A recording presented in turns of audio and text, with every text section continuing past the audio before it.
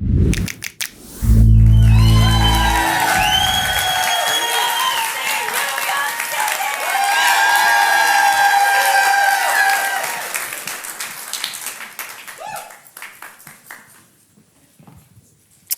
congratulations on the special. Thank you, Ira.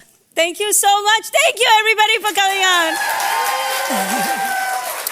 Now, I know that you watched about 10 or 15 minutes of the special from here in the audience to see people's reaction. Yeah. I'm wondering, was there anything surprising? Was there anything that got a bigger reaction than you thought, or a smaller reaction than you thought was fair? What was watching? What did you get? I have spies that were taking notes.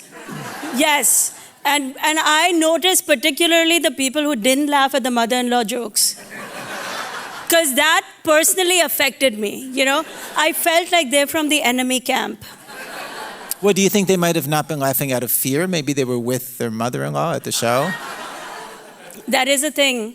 That is a thing in our culture. Like, a lot of women are, like, they withhold their laughter because they don't want their family members to know that they find this funny. But overall, it was crazy. It was wild to see you guys laughing and applauding. I never expected it.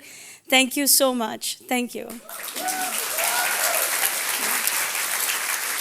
So it's interesting, so this is your second special. Yes. And I'm wondering, the first time anybody does something, the first time you do a special, it's such a weird voyage of figuring out how do you do it. And then the second time is such a different kind of thing. And I'm wondering, what did you know from having done it once that you tried to use in doing it a second time?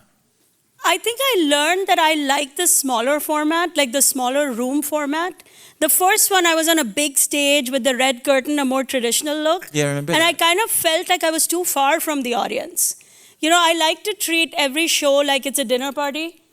I'm really stressed out. There's no food in this room right now. I am. I've been panicking. I'm like, can we have anything, food, water, drinks? Because that's how my brain works. And the second time around, I really wanted the smaller room feel. And, so the audience at home also feels like they're in a small club with us. Yeah, and you start with crowd work and they're very, very close. And was there anything in the way that you designed designed the jokes, or is it pretty much the same making the first special as the second, where you're just trying to line up, what can I make that'll be funny, and put them in an order? Was it anything different? Do you have a different theory about how to do it? I was more calculated about what I wanted to say. The first special was very much intro to Zarna.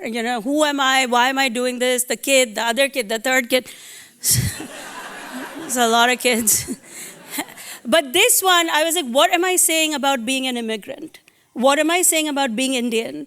What am I saying about how Indian people are navigating the idea of being an immigrant right now in this moment in America? Because the word immigrant is so heated. Everybody's angry. The minute you use that word, no matter which side you're on, you're angry, you are upset about the situation. And I wanted to bring levity to it, but what is the point of view with which I'm going to speak on it? I spent a lot of time on that material. There's a thing, I should say, we're doing this conversation at the 92nd Street Y, and that stands for the Young Men's Hebrew Association. And so this is a very Jewish venue. And you open your set by kind of going around the room and pointing at the doctors, the Indian doctors in your very Indian audience.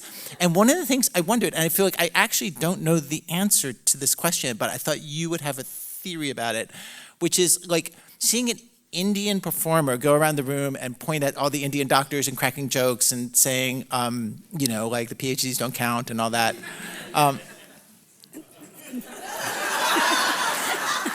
They don't, though.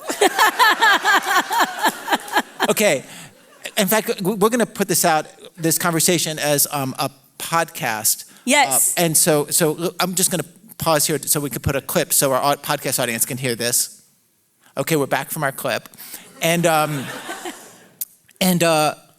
thing I wondered is, do you think that at this point, this year, right now, do you think a Jewish comedian, of which there are many, could stand on a stage with a Jewish audience and make that material work if he was pointing out or she was pointing out the Jewish doctors in the audience? Would that work for a Jewish comedian now in the way that it kills for an Indian comedian?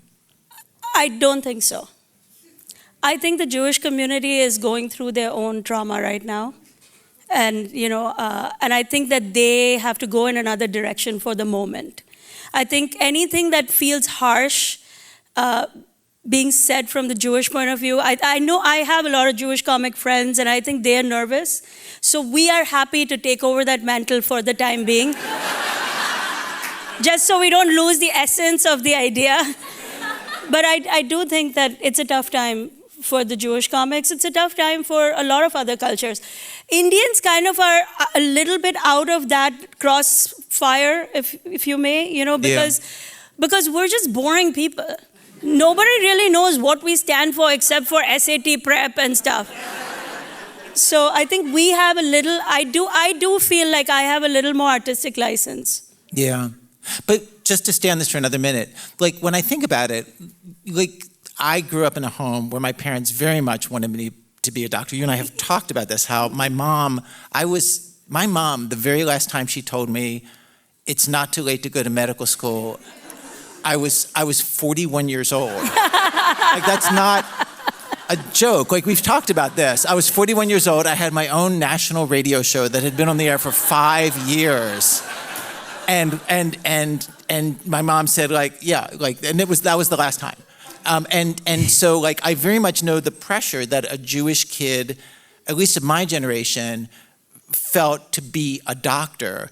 And so the premise of the joke that you're doing at the opening of the set, in theory, would work. But I wonder if like Jews have just diversified so much in the jobs they get. They've become more American. Yeah. They've been here a little bit longer than us, so they got a little softer. Your mom, look, I don't want to be mean, but like you just did your job. They're like, pause for a clip. That was like radio stuff, Right now, you could have been the guy who's like, bring me the scalpel, I'm going to save this life. But you're American now, I get it. And my kids are too. They are assimilate. They don't understand the whole doctor thing. My son, the handsome one, is an A+ in biology. To me, that's a sign from God, right? Yeah. That's like God is throwing a bomb on you and saying, this is your thing. But he insists that, but mom, I could also do nutrition. Why would you do nutrition? But he's American, so he thinks he can. Is he going to be a doctor? He's in the room, so I'm going to say I'm not going to influence that decision. He's free to do whatever he wants to do. But certainly would be the wise choice.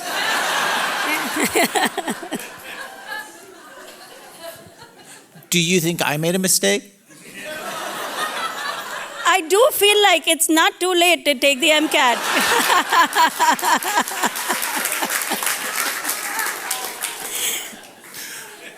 So I'm sure your mom's happy that I'm still reminding you. It's okay. If it's still in your mind, we can get you there. Thank you.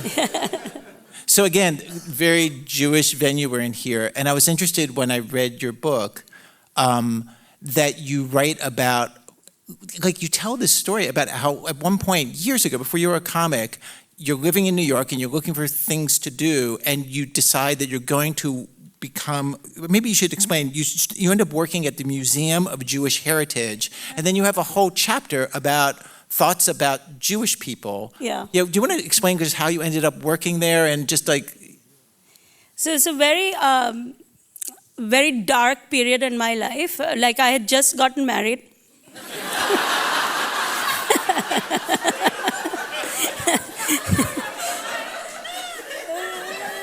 The mother-in-law had just entered the chat.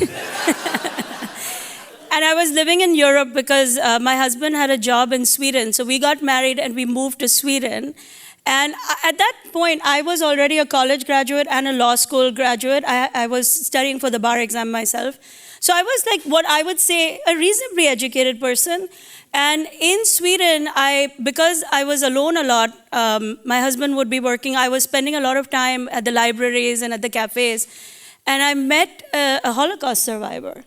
And that's the first time I learned about the Holocaust. Pause on that. Like, why? Because growing up, your years in India, where you were until you were 14, 15. I mean, World War II was one page. World War II was one page? Yeah. because Right. it's all about the Indian history. Right, of course. Yeah, they were like, yeah, people fought. They were all white people. They're fine. Wait, and so had you heard of the Holocaust when you were in No. India? No. No, and I'm very embarrassed to admit it. Like, it's actually, I remember when I first realized what the Holocaust was, I was in Europe, I was shocked. I was embarrassed. I couldn't believe that with all my education and degrees and all of that, how could something like this not be part of my life? Like, how do I not have any awareness of the magnitude? At that point, I had heard of something, but never understood the magnitude of it. But living in Europe was like, and you meet people who survive, you meet people with the numbers on their arms, and then we came to America because my husband got into business school here and we moved here. And I remember at the time I was just consumed with learning as much as I could. I wanted to I read every book about why it happened, how it happened, who survived it, and I wanted to learn more, but I was still in debt from the 2 degrees that I had. So I was like, I cannot, God help me if I have to pay for a 3rd degree. So I found that there was this museum downtown, and I showed up at the museum and I said, I would love to learn if you have any free classes, or what can I do to be a part of this museum. And You mean the Museum of Jewish Heritage? Jewish Heritage, downtown in Battery Park, which at the time was a brand new museum. It was it wasn't as big as it is today. It was a tiny thing. And the gentleman who ran their docent program said to me, we have a docent program. And I was like, great, can I sign up for it? And he was like, you want to sign up? It's like a whole year-long program. And I was like, great, if it doesn't cost money, let's do it. See, I have an insatiable appetite to learn. I love to learn. That's what's gotten me in trouble my whole life. My dad was like, why is she reading again? Because it only takes women to bad places in his eyes. So anyway, the gentleman who ran the program offered me a spot in that year's incoming docent class, and I did the whole program, and I was taking tours through the museum for a while. And then I got pregnant with my daughter, and it kind of became hard because it's a lot of sadness, as you can imagine, in that world. And I was like, you know what, I need to get out of this world for a minute. And he had an idea. I spoke to him, I said, I love what I do here, but I'm pregnant right now, and I kind of need to not be here so much. It's affecting me. Yeah. And he said, you know what, we have so many docents here. And it's true, I was not anybody's top pick for a docent. Because there are actual Holocaust survivors who take you through the museum, So of course I was not, and it made sense. He said, what we don't have is people to tell our stories outside into their worlds. So if you're willing to go do that, why don't you take our stories to your people? And we agreed to that plan. And ever since then, anybody who visits New York and they're like, we're going to go see the Empire State Building, I was like, no. First, you're going to come with me to the Holocaust Museum. And your honeymoon plan is going to start there.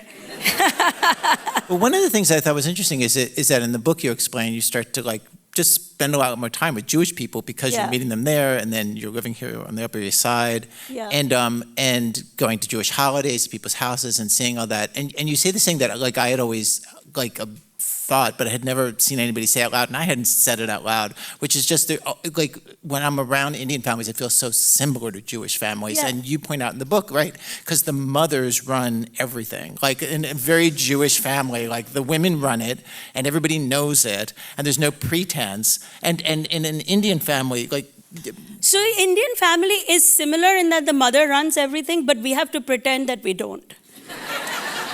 It's not openly matriarchal the way that the Jewish families are. We have to do little bypasses so the husband always thinks it's his idea. But we're so good at it now. We have generations of training doing that. And in fact, I joke that I feel like a Jewish woman lives inside my body. I owe my entire comedy career to Jewish women. A Jewish woman, Booker, helped me get on stage. The woman who runs West Side Comedy Club, she's a Jewish lady, mom of 3. A Jewish woman co-wrote the special with me, Corey Kaheni. Are you in the audience, Corey? She's not here? Is her family here? Somebody? They do go to the beach. In July. Wait, is that true? Indian families don't go to the beach? No, never. No, never. Why would we go to the beach? We go at like 5 or 6 p.m. after the sun goes down. We have had a lot of sun. We're fine. We're like, it is too hot to study your math, do your math on the beach. But you don't go to the beach for the sun. You go to the beach because there's like a breeze coming off and it's pretty and you can go in the water. No, we came here for the air conditioning. We're good. All right. So I have a thing, I have to admit. Like, I came here tonight because there's a thing I've been meaning to talk to you about for months now. Oh, no. Now, you've been on the radio show that I work on a couple of times. Yes. Wonderfully. And I just want to review some facts with you, okay? Yes. Okay, so the name of the radio show I do is? This American Life. Now, long ago, you published a book. I have a copy right here. Hold on for a second. Yes. And I'm going to hold it up. Now, the title of the book is? This American Woman. Yes.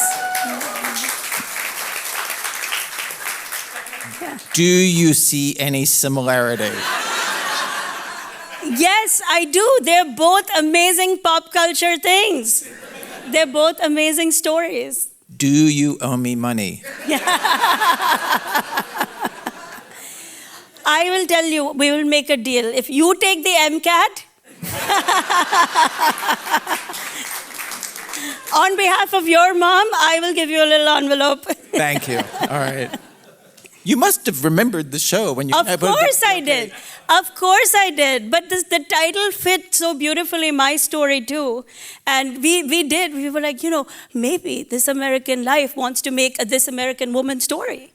A book, a movie. I know you made movies. Yes. Yes. See, I just quietly pitched that. See how subtle? That was very subtle.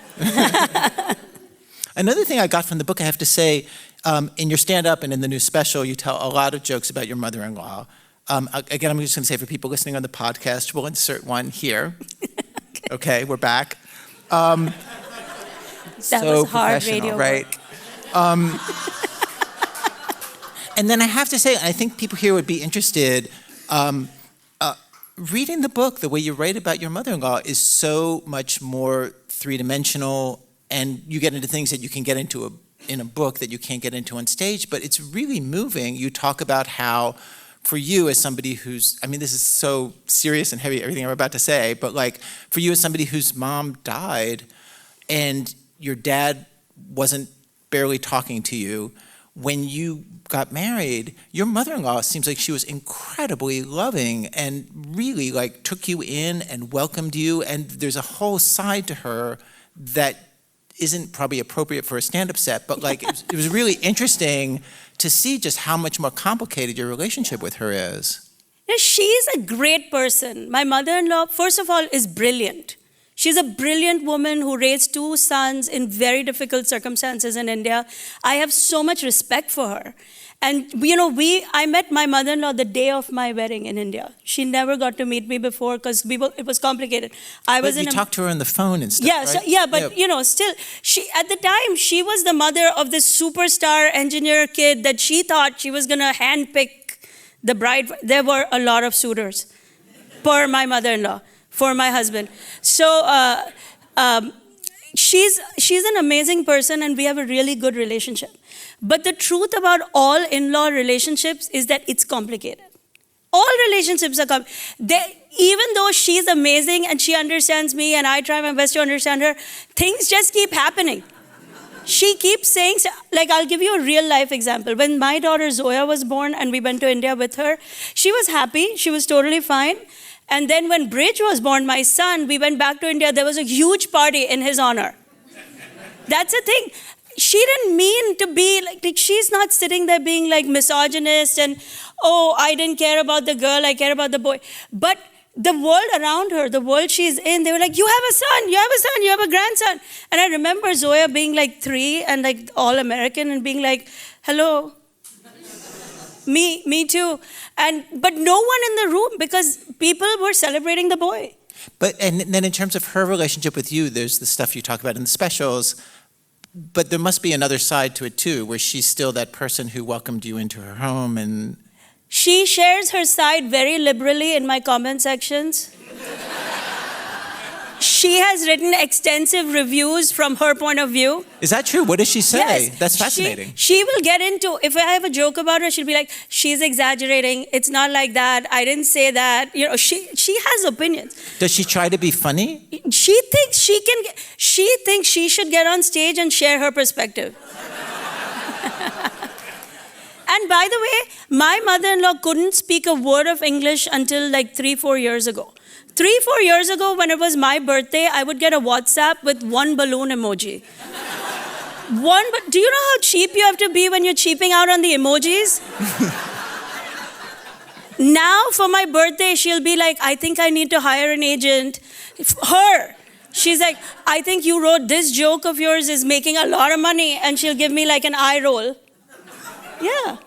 Does she think she should get a percentage of the jokes that are about her? Oh, she thinks she should get a percentage of everything. She tells people, look at the career my son gave her. Yeah, oh, see? See? Not so simple, is it? Yeah. But it really believes that. And there is truth to that. There is truth to it. I could not have this career if my husband didn't do what he did for 20 years and build the foundation of our life. So she is not wrong, and I give her a lot of credit. I give him credit all the time. Like, if he had not spent 20, 25 years in corporate America, like, you know, grinding away the way immigrants do, because you're so afraid of everything, I could not be taking these chances in my life. Right. But now we're here, so let's just focus on that. Okay. Can you imagine yourself, let's say 10 or 15 years, when one of your children finally gets married, doing mother-in-law jokes? Wait, what? Yeah, the Indians were like, wait, what? They're doing the math. No, 2 years. Two. I feel like you and I should take a poll on how soon each of your children is going to get married, because I just spent a bunch of time talking to them backstage. I'm going 10 years soonest. No. Okay, maybe 8 years for Zoya. No. No? 2027. Mark your calendars now. Save the date. We'll have a reception party right here. All right. So then can you imagine yourself in 2028 on stage doing mother-in-law material from the mother-in-law's point of view? Yes. Yes. And I will still be amazing. I'm going to be an amazing mother-in-law. The sons and daughter-in-laws who are coming in are going to be the bad guys. For sure, because I'm the one writing the jokes. But all will be well, because I have learned, like in our culture, we don't complicate these things. Where bribery works, you just bribe them. I will give the best gifts as a mother-in-law. Like anything. They're upset, you throw a pen at them. Like a watch, here, take it. Yeah. Yeah. No, it works. But can you imagine yourself hi-hiing your son, or your daughter-in-law? I do right now. Because they go on dates right now. I know what's going on in their lives. And I see, like, I also have access. I have the login passwords to all their dating accounts. So sometimes before they know who's doing what, I know. Yeah. So I will read the response and be like, hi. But I try to stay out of it. Like, I'm trying to be hands-off. I don't believe that at all. Are you trying to be hands-off? No, I can't, because you saw them. They're dumb kids. You can't be hands-off. They're going to make every dumb mistake. You saw them. They think the world is a nice, sweet place, and they're so innocent. And I have to sit them down and be like, no, you need money. Please stop. You know, my daughter, oh my God, my daughter will be like half of Stanford out trying to save the world. They have $500,000 in debt. Right. What are you doing? You are not helping Peace Corps. You need Peace Corps. You need them to pay you. Well, in fact, Zoya got an engineering degree from Stanford. Yes, because I told her I will not pay for classics alone. It's true. So she got 2 degrees. By the way, that's a very Indian thing. I'm sure it's a Jewish thing too, where like the kid wants to do something artistic and you're like, no, you can't only do that. You just, like the movie I did, A Nice Indian Boy, So the director of that movie is a cancer surgeon in real life, and his mom won't let him quit. He's Indian. So 3 months of the year, he has to practice medicine. Because even though he's a major Hollywood director, she's like, I don't understand this Hollywood thing. You need to go save lives. And so Zoya will be doing engineering too. Because she's also like working for you. She's one of the Yes. people like who you're working with, right? Yes, she is. My husband doesn't agree with that, but that's okay. Why doesn't he agree with that? He wants her to have a more mainstream job and a corporate. Like he's like, what are you doing? And he doesn't understand what we're doing as a business. But how does he not understand it? He must see the finances and sees that money's coming in. You're doing work. It's going fine. But it's show business. He's like, the money might stop tomorrow. There might be 3 Indian aunties tomorrow who are releasing Hulu specials.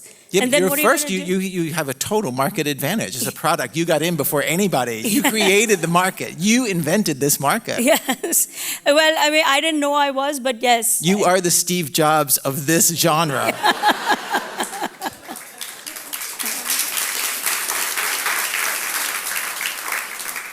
In your new special, you talk about kids who want to follow their bliss and think outside the box.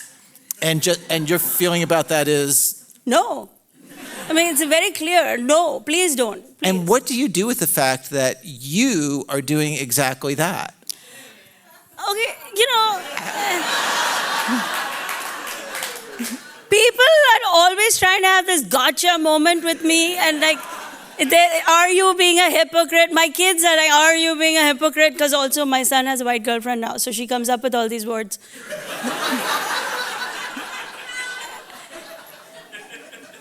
I am not happy doing this, okay? I get paid. If I was getting paid doing other things, I would do other. I failed at everything before this. The world wants to see this. Me personally, I was dreaming, when everything was failing, I'm telling the truth, Ira, I really thought, at the very least, I'm sure I can be a dental hygienist. Because I brushed teeth for my kids for years and years. I know how to do that. I really thought that I applied for an Uber job, I got rejected. During COVID, there were billboards all over, $1,000 a week. We're looking for Uber drivers. Me, with my near pristine driving record, showed up, nothing. So Wait, people apply to work for Uber? Yeah. That's a thing? Yeah, that's a thing. Okay. Yeah, right. you have to fill out the app and get the thing, whatever. I am not happy doing this. I'm just an amazing actress. No, so can we be serious for a second? Yeah. I have a real resistance to accepting that I'm an artist. I have a real, I just cannot, I've written a whole book. I cannot use the word writer or author in reference to me. No, I totally relate to that. I feel like there are people who make podcasts and make stories who think of themselves as artists, but I really just feel like, I don't know, I'm a reporter and I go out and record stuff people say and I pick the best quotes, I put it in an order. Like I'm just working a job. I don't know, I feel like I have more of a work ethic than that or something. I didn't say it. Just so that's clear. You know what I mean? I would feel like it would feel really pretentious to call myself an artist. Yeah, I mean, and it's not my experience of it. My experience of it is like, I don't know, I'm interested in people and I ask them questions and I don't know. That feels very different from what an artist does. I have a question for you. Are you okay with calling yourself a business person? Of course. Right? Of course. See, that's the thing. I run a comedy business. That I'm comfortable saying that. You feel comfortable saying that? Yeah. But again... Because that feels a little mathematical. Because if I say artist, it feels like there's no math and it's all touchy-feely stuff. Well, and one of the things you talk about in your book is Kevin Hart is somebody who you really admired, and he really thinks about it as a business and talks about it as a business. And it makes a lot of sense to me. Yeah, I mean, he is also an artist. He's an unbelievable artist. And I want to believe that there's some talent here, but I have a real resistance to using those words. It's a lifetime of being told it's bad. But again, following your bliss just means that you're doing a thing that amuses you to do as your job. Yeah, and you are doing that. But I'm Indian. If we're having fun, that's a problem. Culturally, we are not wired to be fun people. Think of all the Indians you know. They're sitting in labs. They're like... That's our vibe. Like, And what do your kids say to you about the follow your bliss? they're like, Mom, just be happy. And I'm like, are you even my kids? Whose kid is this? Yeah, but they were the ones who first spotted the comedy, idea. Right, Zoya told you that you should be a comedian. Yeah, my daughter was like, Mom, you should try comedy. And I was like, that's not a job. I was shocked. When I tried my first open mic, it never occurred to me that you could get paid to tell jokes. That is ridiculous. But wait, how did it not occur to you? You've seen the comedians. Never been to a show. No, I would never see a But comedian. they're on TV. Like, you can't avoid them. I saw bits of it on Seinfeld, and I assumed that was part of the show. Like, that's how they set up his show. Right. No, You hadn't been to a comedy show. Never. And even today, when I do shows, right, I'll have Indian people, educated young Indian people, who will come up to me and saying, this is so much fun, more people should do it. Wait, and before... As if I invented it. And when you became a comedian, what comedians had you actually seen, for real?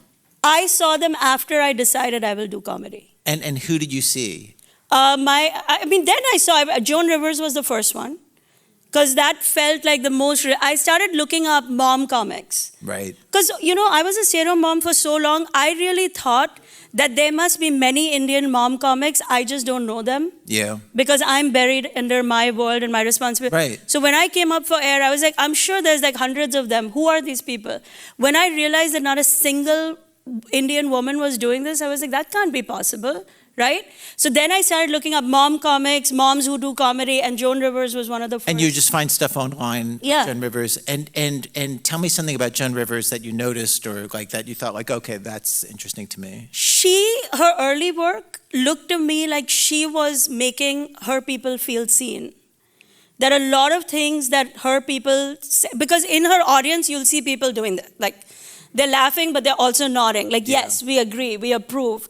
And I kind of understood that moment because I felt like I was having those kind of moments with my people. Yeah. And also it's interesting for her as a model for you because she very much like was super hard worker. Did you ever see that film, Bit of Work? Yeah, oh my God, what a wonderful film. Yeah. Well, nobody can reach that level without hard work. And then who else was there anybody else who you saw who you thought like, oh, that's kind of handy I know what to do with that. Like I see that. I was influenced by her and by Kevin Hart's book. I read his book, and the beginnings of his comedy life have a lot of striking similarity to where I think my comedy came from. How so? Like he talks about being raised by a single mother, even though he had a father, but he was around, not really present. And how he would make jokes, so they got invited to meals and they got invited to Thanksgiving. I remember reading that page and feeling goosebumps because I spent so much time in my life grifting, couch surfing, and And we should say, like, for people who haven't read your book or seen everything you've put out, like, yeah, when you were 14, you were basically put out of the house, or you put yourself out of the house rather than go to an arranged marriage. And so you basically had to sweet talk people into letting you stay over at their house and friends stay over. So you had a whole period of your life where you were doing that. Yeah, long time, almost 2 years, year and a half. And I remember reading his words and thinking, this is exactly my life. Like, I remember being invited for a meal and thinking, how do I turn this into 2 nights? Right, so you had to charm people constantly. And read them, read the room. And the only value I could offer at the time was my humor. I had nothing else. So I remember thinking, there seems to be some tension between the grandparents. Let me go make them laugh. And the more I made people laugh, the more they were like, stay another hour. Stay another day. Come back for this holiday. And reading those words in Kevin Hart's book was the first time I was like, could it be that like I have a comedy root that was planted at that time? I totally see how that could totally get to you. Yeah. Now, I know you were on Kevin Hart's, one of his TV shows, and you met him. Yeah. Did you ever get to tell him this about what that meant to you? Yeah. He knows. I mean, that's why we are collaborating now. He knows how he knows the impact he's had on me, and probably there are 1,000 other people who felt that way. But I know, but that specific page, it's so Yes. specific to, Yeah, he knows, and he's extremely supportive. He's part of my sitcom project. Right, you should say, what is the sitcom project you're doing with Kevin Hart? So we're developing a sitcom, like an old school multicam sitcom with CBS Studios, and he is a producer on it. He's been very supportive. Anytime I need him, he's one phone call away. And, also learning how he built the business. Because in addition to all the jokes and whether I'm an artist or not, I came to this life at 44 with a lot of responsibilities. With 3 kids, a husband. My husband lost his job during COVID. I talk about it openly because the responsibility of turning it into a business kind of fell on my shoulders overnight. And having somebody like Kevin in my world, even though we're not friends, like I wouldn't just call him for no reason. But if I was at a juncture where I'm like, I'm not sure what to do about this and which way should I take it, he's that person I could call for advice and say, what do you think? And because he has had that moment of like, I have a lot of responsibility and I need to make the right choice, I think that his voice would mean something to me. We've kind of traveled different roads, but I had a very similar journey. Okay, so I want to ask you about something on your podcast this week. Yeah. Now, you do a podcast where your whole family is on the podcast. Yes. And first of all, like, why did that happen? Did your family see you on stage and think like, oh, it must be so easy to be famous. We should be famous. Like, what happened? Why is that podcast? What's the idea behind the podcast? So we were putting out family skits on social media, right? Little clips of our life that were amusing people all over the world. And the comment sections would be filled with, but what do the boys think? What do the girls think? What do their friends think? And during COVID, we were looking for more ways to serve our audience. Like the clubs were shut down. There was so much limited stand-up comedy that I could put out. And I was like, you know what? Why don't they hear from the kids directly? Instead of me filtering my thoughts and all of that. And on a whim, I called them into a room and I was like, let's just turn on the camera and see what happens. And we shot our first episode at a local studio in Manhattan. We rented it for an hour. Mm-hmm. And we were like, let's just talk about what do you know about sex? I was trying to think of topics that no Indian family talks about. And I was like, it's going to be benign. Like, what are they going to be? Like, they're going to be like, oh, when we grow up, we'll do this, we'll do... No, my littlest one was like, I've kissed a girl. I was so shocked. And no one knew. It went in all different directions. And that first episode, What Do We Know About Sex, is now played in schools all over the world. There are schools playing those episodes at home and encouraging their parents to watch it with their kids and say, open up this conversation with your kids. What do your kids know about sex? It's interesting that you learned things in the podcast about your own children. Do you think that they learned anything in that podcast about sex from you and your husband? They learned that we don't really have sex. We're Indian people. Our kids come floating down the river.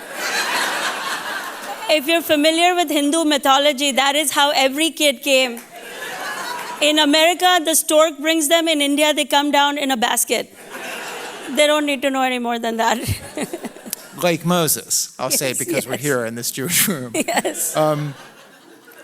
In this week's podcast, the podcast is about sexism, and everybody's talking about whether sexism really exists, actually, and it's kind of a boys versus the girls debate. And there's a moment in the podcast that blew my mind. And well, there were two, actually, but the one I want to talk about is that there's a moment where your husband says to the room that women, given the choice, if they could afford it, would prefer not to work. And then I read that, and knowing you and having read your book, I was like, does he know you? Yeah. Good question, Ira. Good question. I think he's speaking for a lot of women. I mean, for a long time, I thought that's the life I wanted. I know, but like your whole book is about how like when you just had the kids, how restless you were to find something to do that wasn't taking care of the kids. That was like your entire mission in life. I can explain that. It is true. But when I first started comedy, I'll be completely honest with you. When I first started comedy, right, my husband was at the peak of his career, right? So there was a state of the world where I could be a mom, like a lady who lunches and also does comedy on the side. The responsibility of turning it into a business fell on me very quickly. And my husband, I believe, has a lot of guilt about that. And despite me telling him that I'm actually very happy doing this, he repeatedly says, but we won't really know because circumstances turned so dramatically for us that you had to step up and really do it. And this, I've never talked about this, and it's like, it's the kind of thing no brown family will even admit openly. No husband and wife will talk about. But I talk about it because I know so many Manhattan families, so many couples all over the world that live under the burden of financial responsibility. I have to say that is such a generous reading of what he's saying, and it makes me see it so differently for you to say that you think he's saying that out of his guilt about not being able to provide everything for everybody. Because his whole identity, his whole life was being the provider. Yeah. And he really believes, I mean, he sees how hard I work. Like, I don't like talking about it because it's weird saying it, but I work 24/7. I'm on the road every day. If I'm not on the road, you cannot do the volume of work that I've done in 5 or 6 years without really grinding hard. And he has a front row seat to that, right? So he has a lot of guilt about it. And I love what I'm doing. I really do. I understand his point of view. When you put it that way, I really understand it. Yeah, it. because people misread it. See, the internet is very quick to condemn the men. It's very pro-women in a lot of ways. So my boys too, if they say anything honest about how they feel about being boys and their opinions, everybody comes down hard on them. In fact, it's gotten so bad, and I'll be honest with you, that they know exactly what to say to win the audience over. If they want to be liked, they know what to say because they know what people want to hear. Right. But my family is very honest and real. We put our honest and real thoughts out there. Like my husband saying, a lot of women would like to stay home is truly based on his perspective of, his friends from IIT, which is the leading engineering school in India. Vast majority of CEOs in America are IIT grads. All their wives are stay-at-home moms, a lot of them. Yeah. This is the dream. This is what they wanted. So he's not entirely wrong in believing that a lot of women, if given the choice, would still want that life. Okay, so talking about the business and talking about you grinding it and having to do all this work and working 24/7, can I ask you, like, right now, like how many followers do you have on Instagram and TikTok? Because you're so big online. Like, how big is it? It's about 4 million across 9 platforms. Right. So every day we upload on 9 different platforms. Yeah, that was the thing I was wondering. How do you think about that content? How much do you guys turn out a day or a week? Like, walk me through like how you think about it as a part of your business and also a part of your creative output. Yeah. So I really believe you get 1 follower at a time. I don't believe in having 1 million followers or whatever. I believe that each follower is giving me their very precious time. And I think, what is a conversation I want to have with you today or with you? Mm-hmm. What happened in my life that I want to share with you? Mm-hmm. And if I share it with you, it might resonate with everybody else. We don't overthink, we don't overproduce. Our videos are very in the moment. But again, the idea is, do you put out 1 a day? We put out about 2 pieces a day, 1 or 2, 3 or 4 things a week are brand new, mm-hmm. and the other things are repeat or they're different versions of what we've already put out. And then is there like 1 day a week? Like I have a friend who's a musician, and I have a guy who I know is a musician, and basically once a week he and a videographer basically shoot for an hour, and he changes outfits 7 times. Yeah. So they have something for every day to put out, and each thing is like, he'll play a song, he'll tell a thing, he'll do a thing, and then like, so that it's sort of like built into his week of like, this is the hour that I do this, and so then I'm covered for the week. Do you do them all on the same day? No. Because I know a lot of creators who do that, and I'm not judging it at all because that is an efficient way of doing it. But my audience loves to be in the moment with me. And that's not in the moment. That's that a feels little more more natural to you, orchestrated. too. My life is much more like my son's boyfriend walked in and this is what I saw. I'll like run in the room and be like, you know what I just saw? And I'll have that moment. Because that's what people want from me and my family. Or if one of the kids' friends is, I remember in the summer, I basically run a summer math camp at home. It's a real thing. So all my kids' friends come over and they do math together. And I ask their moms, I'm like, do you mind if we film some videos of these kids doing math and ask them, like, how do you feel about doing math in the summer? And so it's like, it's those moments that Just catch stuff on the fly. that people want to see that. Like if I orchestrated it and said Monday is the math camp shoot day, Right. it wouldn't be the work. same thing. Yeah. But and that's are you spotting the moments, or are you having the kids spot the moments? it comes. All of us. It's mostly me. Because sometimes the moment is thorny and they're like, I don't want to show this, but I have given myself with my whole heart to my audience. And I tell my kids, I'm like, look, if we're building this world, we're really building this world. What we get from the audience, right now we're talking about what I give, right? But what we're getting from the audience is the world's most valuable commodity, human attention. Everybody is fighting for it. There's a war. We are up against Coca-Cola spending millions on making an ad. Yeah. People choose to spend that minute either watching that multi-million-dollar ad or watching my skit about do your homework. So I'm very conscious of what I'm up against. And your theory is like keep it as real as possible, and that's what's going to be right. That's what we will be known for. That's what is our USP. That's what people come to us for. And I know now how much resistance people have to doing it.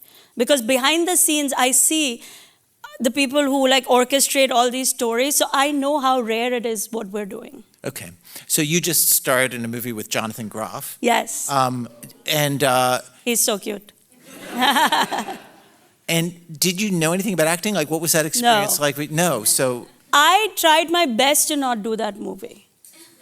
No, I'm not an actress. I'm not. Like, I don't want to lie. like they came to you and said, we want you to do this. Yeah, and my agent sent it to me and said, we really think this is a good script. And the script is phenomenal. It's a wonderful story. A nice Indian boy. It's an A+ script. You read it, you know it's an A+ story. And it's a story that really pushes our culture forward because the Indian community has not been at the forefront of accepting the gays and understanding their world. So, and this is a really happy gay rom-com. So I understood what they were trying to do as writers.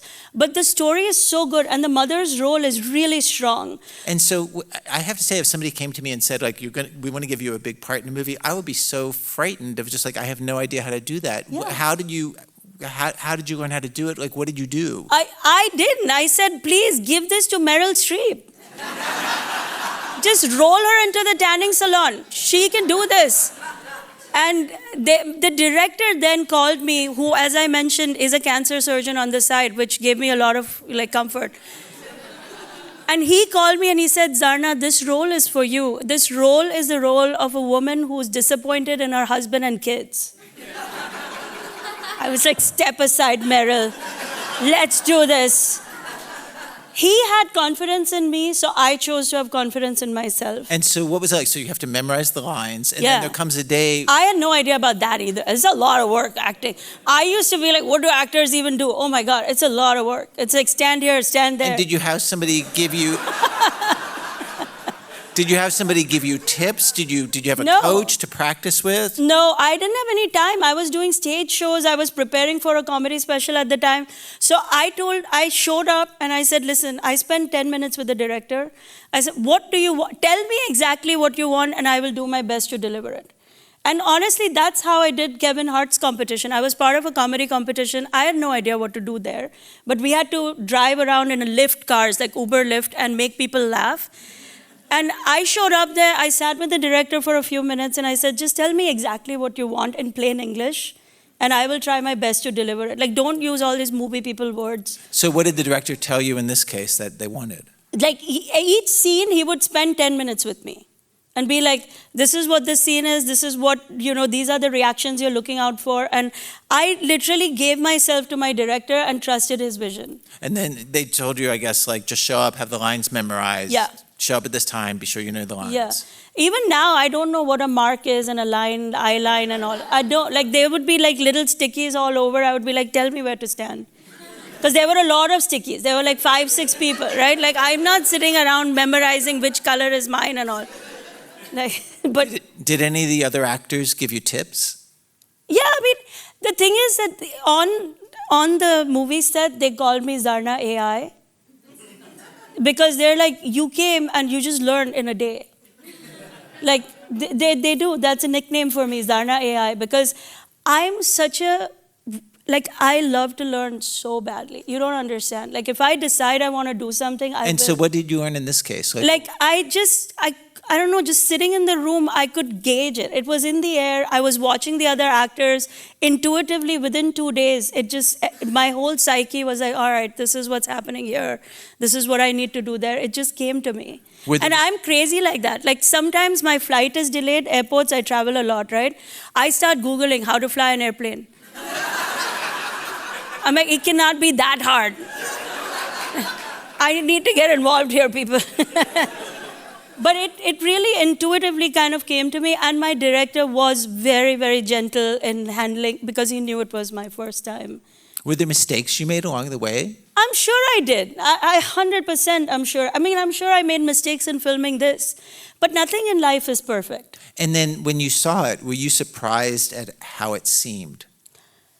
I was surprised with how much it touched people. I really was. Like, there's a whole mom monologue. And a lot of the lines in that movie I wrote on the spot. Because I was like, that's not how an Indian mom would say it. You know, I could, like, there's a wedding scene, like, we don't raise a toast. It's not what we do. Right. The film was written by a white guy. The original play was written by an Indian woman. Then it was adapted for screen by a white guy. That's right. And so it's like, he had his perspective, she had her perspective. I was like, an Indian mom is going to start rambling about the food. Because the Indians and the Jews were about the food. We're not a drinking people. So nobody's raising the toast. We're just like, I ate that. So I rewrote the monologue a little bit. All right. We have some audience questions here that have been handed to me on cards. Do you ever feel, this is one of those questions, do you ever feel pressure to represent the South Asian community in a certain way? I don't take it upon me. I'm not trying to blaze a trail. I don't want to break any ceilings. I'm just trying to survive, honestly. Because then people get mad at me, like, she's not representing. But you can't represent 1.5 billion people. Like, nobody can. You know, I get a lot of hate from people all over the world where, like, she's not speaking for us. And I'm like, you're right. I'm not. I live on the Upper East Side.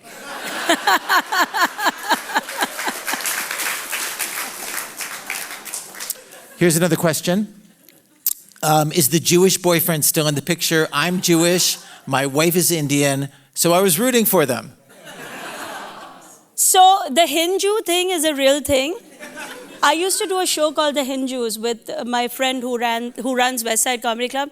The Jewish boyfriend is not in the picture anymore, not because he's Jewish or because he's a bad guy. He's actually a really good guy. For whatever reason, the two of them decided that it was not working.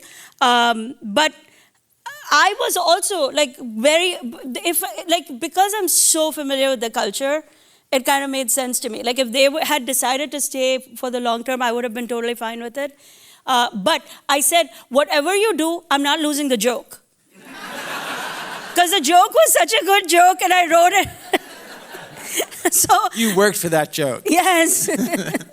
Okay, from Rajas, your business advice on social media is amazing. What did you learn from comedy greats in terms of negotiating contracts and conversations about money? Then in parentheses, from Tina, Amy, Kevin Hart, etc., Seth Meyers. Yeah. I learned how they build their business. And they are like, I learned how they use their entire ecosystem to get what they want. Like, you know, they don't get involved in the little details. They have people who do, like, I had to learn that. When you're, like, I've been a mom for so long that I'm used to doing everything myself. When you're a hands-on mom, you know, you like get frustrated by the speed of things and you're like, just step aside. I'm going to build the house. I'm going to paint it. I'm going to buy the carpet. Right. And you're that way in the business too. But it's a mistake. It's not how you can scale. In order to scale, you need systems. You need a team. You need to have that step back and patience. I learned from the greats that they don't sweat. Like, they're like, oh, it didn't get picked up. We'll see what happens next year. Like they play it cool. Me, I'm like hysterical. Like, oh my God, it didn't get picked up. Let me call somebody. Let me fix this right now. And I really learned from them that energy is costing me business. That's interesting. And then did they give you any tips just to think about the specifics of the question about negotiating contracts and anything like that? Yeah. They were like, you can say no. It didn't occur to me, honestly. I would, when you're just starting, right? And you're like so grateful for anything to come your way. You're grateful for any club to open their door. You're grateful for any podcast to have you. You're like, whatever angle they want to talk about, just yes, yes, yes. And I would watch them and be like, yeah, no. And I'm friendly with them. So I would be like, Tina, say yes. Tina, what are you doing? You know how big it is? She's like, no, I don't feel like it. I'm like, no. You're not supposed to feel these things. Get in there. Take me with you. But I learned that when they pulled back, it actually made them more valuable. It made them more exclusive. Yeah. It gave them more power. The word no gave them more power. It's interesting. Somebody once said to me, and I think this is true, we're defined more by what we say no to than what we say yes to. That's probably true. Probably true. I wouldn't know because I say yes to everything. Okay, here's another question. As an aspiring comic, I was wondering what advice you have, what have you figured out about how to make personal stories widely relatable to audiences? Oh, yes. So the more personal it is, the more universal it will become. Tell your story fully and deeply. The mistake that I see some comics make is that they tell the story, but then they're like, but I can't talk about this. Or they're like, I will address one half of the story, but leave out the other half. Like, you're either going to do it or you're not going to do it. You can't half do it. The audience is too smart. The audience is very perceptive and they're giving you very valuable time. So you either make it really worth their time or don't do it. And making it worth their time means like going really honest? Honest. Like, I'm telling you, I don't know a single brown woman for sure who's ever talked about her husband losing her job. It's culturally, we don't do that. We all pretend in our culture that everybody is rich. Everybody's stock market portfolio is going up and up. Everybody's apartment has quadrupled in value. Culturally, no matter what, go to a dinner party, they're like, oh yeah, I bought Apple in 1988. I'm like, was Apple around in 1988? Yeah. But we are programmed to project success constantly. Right. And I think it's not doing anybody any service to lie like that. Like, what am I offering you if I keep doing that? I'm telling the real story, the good and the bad. All the good and I think that's delivering value. Okay, another question from the audience. This is from Megan, who puts in parentheses that she is 53. I don't know why that's relevant. Until I read this question, actually. This is interesting. Looking back at your life and who you are and your life story and what it took to get here, does your comedy success make sense to you? Do you feel like all roads led to this moment? Yes. And I'm not I don't want to be arrogant, but I also don't want to be falsely modest. My whole life, I thought I'm going to do something. I didn't know what it was. In fact, my astrologer chart, which astrologers in India make a chart when each baby is born.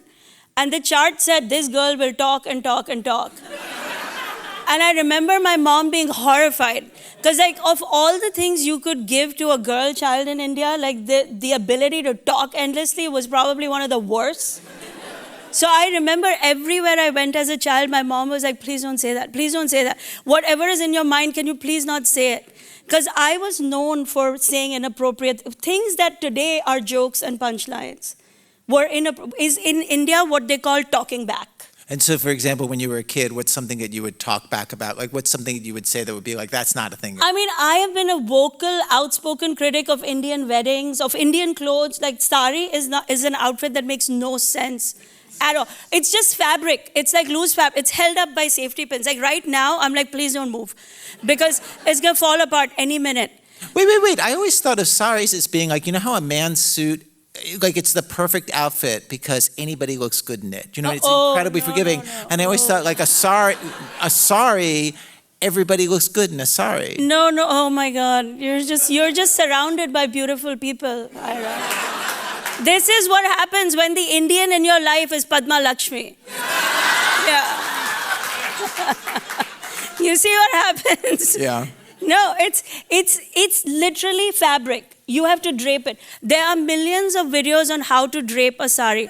There are thousands of people who have a business on draping your sari. Can you imagine any other outfit? Like, could you imagine walking into Gap and being like, I need pants, and they give you the fabric?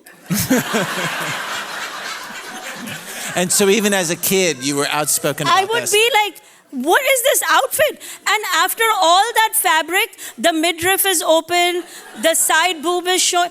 After all that fabric, the only thing the fabric has achieved is mummifying the woman. You cannot move in peace. So I remember being very young and saying, this is the world's most ridiculous outfit. And why is anybody, like, meanwhile, the men are comfortable.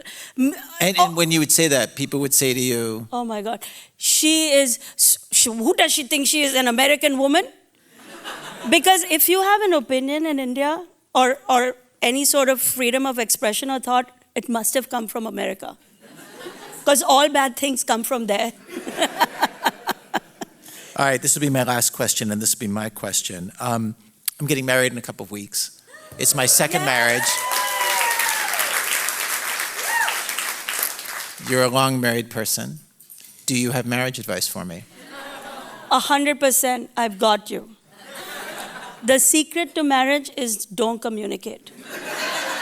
Do not ever ask your spouse what's going on in her head. Do not tell her what's going on in your head. Nothing good is going on in anybody's head. Do not follow the American tropes like don't go to bed angry. Go to bed angry. Go to bed angry with your iPad and order those Gucci socks. Chanel dish towels, get 3 of them. Nothing. I'm telling you, 26 years I've been married. Last year, for the 25th anniversary, I got my husband and me a pair of noise-canceling headphones. The best thing ever. Bose Quiet Comfort, available in 19 colors. Our love language, mute. Zarna Garg, thank you very much.